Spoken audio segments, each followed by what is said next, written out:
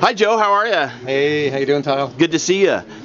So you're here at the meet, Audio Quest, with your new headphone, and I'm curious to understand your perspective on the importance of a relationship with this community as a manufacturer.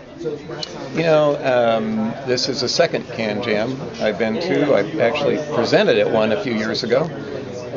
What I notice, what really hits me at these events is a couple of things. One is the overall demographic is younger than what we typically see at hi-fi shows in the U.S. The other is that people are able to get into the gear in a way that is a little different than when they walk into a room and they see $50,000 loudspeakers.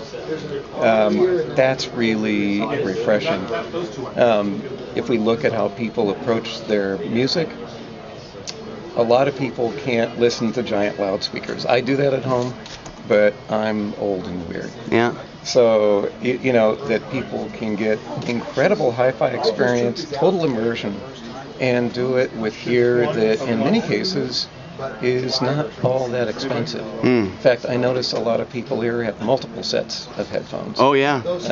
You don't find too many people that have multiple sets of $10,000 loudspeakers. Yeah, yeah. So it's very exciting. It's I know that Skylar has spent quite a bit of time on HeadFi, talking with folks and just chatting sort of in a general way. The product not being out there yet in great detail is, doesn't allow much interaction there. But I'm curious to know if you think that Skylar has benefited in his work due to his understanding of the community. Absolutely. He lives, breathes everything headphones in a way that I don't. And Bill Lowe, owner of Audio Quest, doesn't either. We came from the more traditional two-channel speaker world.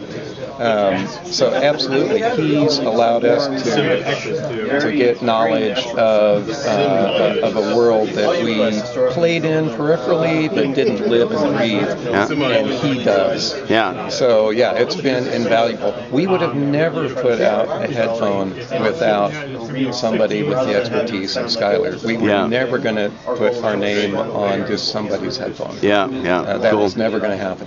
Cool. Well, it's great to see you here, Joe. Thanks for coming. And I hope to see you at some more of these. Yeah. Thanks, Tom. Oh, have you thought about making a headphone replacement cables for other headphones? Absolutely. Stand by. They're coming. Absolutely. You heard it here first. All right. Thanks, Joe. Thanks, man. Yep. Hi, John. It's good to see you here. Hi. John Franks from Cord, maker of the Hugo.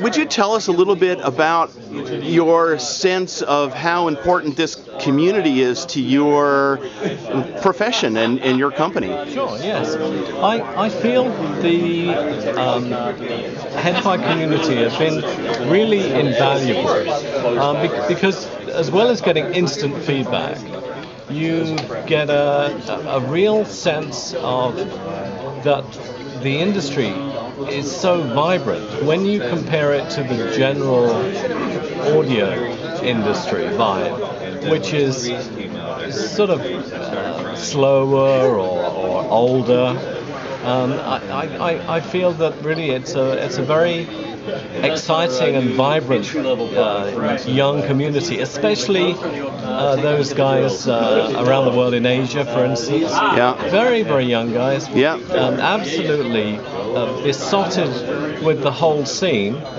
loving headphones, loving any equipment. But I think one of the issues that really surprised me was the fact that it isn't just the young. I've been at many shows around the world, and we've had older guys coming in talking about headphones and talking about this new sort of desktop area, and they've been old hi-fi lovers for years, but maybe have not recently gone in and seen our distributor recently, and until suddenly they realize that our distributor is actually producing, distributing products that are more aligned to his requirements. So I think that the whole industry is changing, and I'm just very glad and very happy to be part of that. Do you feel welcome here? Have you been accepted? And yes. I think really we've been very lucky because the product that we came out with it seemed to be a hit first time round. Yeah. And I think we were very lucky.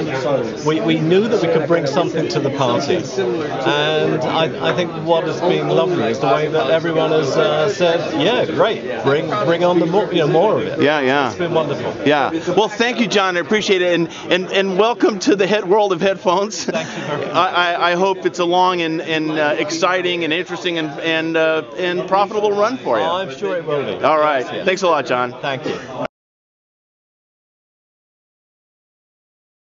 All right. Hi, Jimmy. How you doing, man? Hey, Kyle. Good to see you. Yep. Jimmy, at Astle and Kern, this is a big company, iRiver and Astle and Kern, and they regularly come to our meets. Why is this important for you? Why is the HeadFi community important? Well, it's a real close-knit, tight community. You get a real sense of family as you see each other at shows often. But it really kind of directly correlates with our product as being you want to use the highest and best quality headphones with our players, with the sound quality that it produces. So, but yeah, the community has really embraced us quickly and with open arms, and compared to some of the other communities, it's a real tight-knit group that and I made a lot of good friends from the HeadFi group. So and now couldn't be without it. We oftentimes consider ourselves not the big consumer market out there, that we're very, very niche. Do you see us as really small and niche, or are we beginning to hit the big time a little bit? I mean, it's growing. When we first started doing the SoCal CanJam, it wasn't really like this, where we expanded out to 3 or 4 or 5 separate rooms. But yeah, it's coming into the limelight. I think more people are beginning to get aware of higher quality music and components. Better than just some of the regular consumer stuff out there. So. Yeah, cool. No, yeah, I think it's moving into the mainstream. Cool. All right, thanks, Jimmy. I really appreciate it. Not a problem, Tyler. Have a good show. Always a pleasure. Yeah. Hi, I'm Marty. Hey, how you doing, Tyler? Good to see you again. Yeah. Marty of SPL, and how has the HeadFi community been important to you and your company, and why do you keep coming to these things? It's amazing because we do come from the recording side of life, but when we came out with one of our products that's a high-end headphone amplifier, we got so much, how shall I say, love from this community, we felt we needed to give it back, and it's an emerging market. And it's a great bunch of people that put these functions on, and we just thought it was a win-win. So we enjoy it, and it's beneficial. And has it really made a difference? Have you begun to think differently in your product development and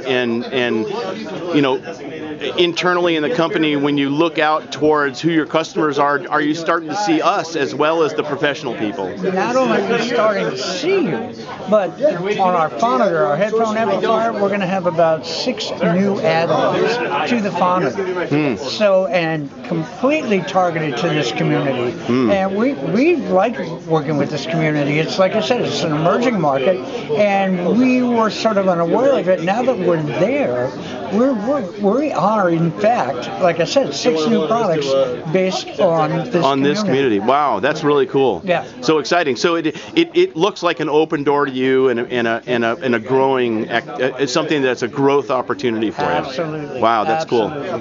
All right, thanks, Marty. Really appreciate it. Hey, anytime, Tom. All right, toodaloo. All right, man. Hi, Swinchen. How you doing? Hi, Cal. Of Oralic, and you've been hanging around near now at HeadFi meets and CanJams and stuff like this. Why do you keep coming back and participating in our community? Well, HeadFi is pretty much a lot of business for us, and we are young people. We have a lot of passion with HeadFi and the music, so it's pretty much important. And also, this is what we started our company. We have a lot of friends with passion. We listen to the headphone, and we have a fan with us since like 10 years ago. That's a lot of time. So that's why we started the business here. And you know that Orlick have different lines like streamings and Power amps and amplifier, whatever. Yeah. But we still keep production the reference level of the headphone amplifier, and we don't not even go to the lower level because we want to maintain a value of the brand. So it's pretty much very important for us, and we want to make something very affordable but very powerful for the people to listen to the headphone. Yeah. Do you see the head-fi community as a legitimate market segment? Well, this question is pretty not easy to answer, but I do think that's so. Yeah. Yeah. It's tricky. Yeah, it's tricky. That's right. Yeah. Excellent. Thanks. I appreciate it, and we'll see you next show, Yeah, eh? Sure. All right. Okay. Hi. We're with a couple of guys that have been born out of this business. Drew Baird of Moon Audio, and Alex from Cavalli Audio. And just want to ask you guys, what does this community mean to you, and why did you bother to make your professional life at it, and why do you stay here, and why is it important to you?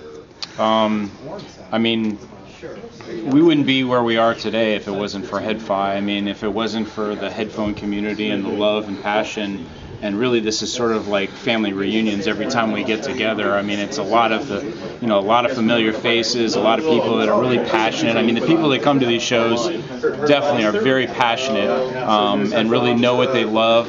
And, HeadFi has been everything to Moon Audio for sure. I mean, they've given us incredible support, and we've tried to create useful products for them and have created products based on their needs. So really, I mean, Moon Audio we'd just be another 2-channel store selling headphones if it wasn't for all the CanJam meets and the love of the people for this kind of passionate hobby. It's a common theme that this is like family, and that people it's a reunion every time. And Alex, you came out of the didn't you start in the DIY part of this stuff? I did. And how did that transition happen?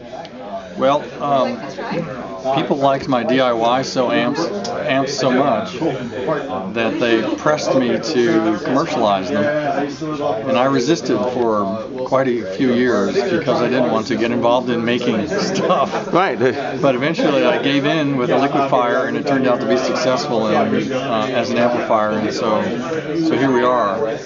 But has it been a fun ride for you? It has, and one of the things that I really enjoyed in those 10 years of DIY was the interaction among all of the people interested in headphones and headphone amps. So there were lots of community conversations, there were community design processes that went on, and that was really my favorite part of it all. Yeah. So being a commercial vendor changes that dynamic a little bit because you don't have all that community interaction.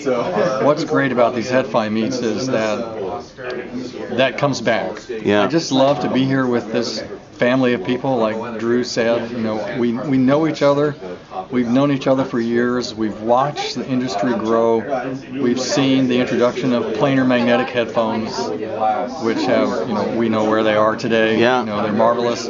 We've seen the introduction of so many new products, and just this meet alone is a testament to how much innovation is taking place in this industry and how fast. Yeah. How many new things are here at this event? It's like probably half the show is new stuff. Everybody's innovating, trying to create new products, make cool new stuff, make better sound. We all talk to each other. I like to get the feedback from the listeners. I like to hear, what they think of the amps and the headphones. So this is just a wonderful experience, and everyone is terrifically enjoyable. Is that your phone? It could be. Could be mine. No, it's yours. Yeah, I'm gonna echo some of those thoughts, and to me, one of the interesting things is from the very beginning. Were you at the New York show? Oh yeah, the first one. The very first one. From the very beginning, that show was a ballroom with the whole middle of the ballroom were hobbyists, and the whole ring around the outside were the vendors. And from the very beginning, the enthusiasts have embraced the manufacturers as being part of the family, part of the situation. And they're really, it seems to me, very different than the standard audiophile world. There is this very real relationship between the participants on the boards and the manufacturers who are doing the work, where in a lot of ways co-equals. It's a very something that's really interesting is that the manufacturers don't have such a competitive nature towards each other. It's really become everybody's friends with everybody. They're all working and striving to make this hobby better. They're not trying to overstep everybody else and do something a little bit better. They're all developing things together, sort of. It's less competition and more passion. There really is a vibe of symbiosis that goes on in this activity, and people really are together with each other. I think for most of the manufacturers whom I know, the sense of the quality between the manufacturers and the users, we really wouldn't have it any other way. I mean, that's part of why this is so much fun. Right. Is because it doesn't have that traditional model. Everybody feeds off of everybody. And we're all talking to each other, and we're all friends for the most part. And we're all having a good time. And we're enjoying the hobby. It's cool. Well, thanks, Guy. Appreciate your words. Thanks, Drew. Thanks, Alex. Thank you.